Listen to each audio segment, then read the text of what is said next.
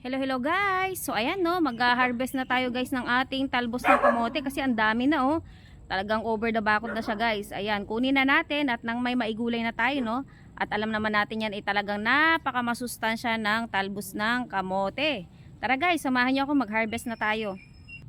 So ayan guys no, nakita mo naman oh, ang gaganda ng ating talbos ng kamote. Ang dami nila oh. Nako, sardinas lang to guys, nilaga. Meron ka lang bagoong. Talagang talo-talo na, napakasarap nito. At yan, no, pwede na natin itanim din itong mga to guys. Kukunin lang natin yung mga talbos niyan, igugulay natin, tapos ipupunla na natin siya ulit. Yan, mabilis magpadami ngayon kasi nga umuulan-ulan na. Tingnan mo ito oh. Ang haba, ang ganda oh, ang lulusog. Nako, napakasarap nito. Yan, ito nga ilang beses mo pang pwedeng itanim yan. O di ba? Yan pa lang oh. Dami na nito oh. O kita mo yan oh.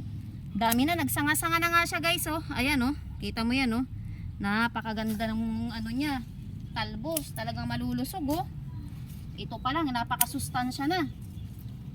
Yan, di ba? Nagsasanga-sanga na siya ito, mga ano na to, sanga-sanga niya na yan. Yan, nakita mo yan oh. Sanga-sanga niya na lang yan guys.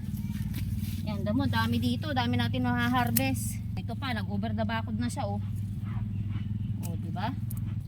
Kasi nga, dahil nag-uulan na ngayon guys, kaya yan, mabilis na yan ang pagdami nila. Masarap din yung ano nito, laman nito. Kita mo yan guys, oh, gaganda ng mga nakuha natin.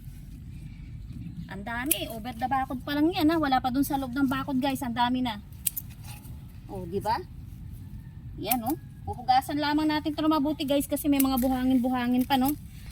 Ito, tinan mo oh. Oh, di ba? Ito guys, ang mga nakuha natin, ang dami oh. At ayan lamang guys. Thank you for watching and bye-bye!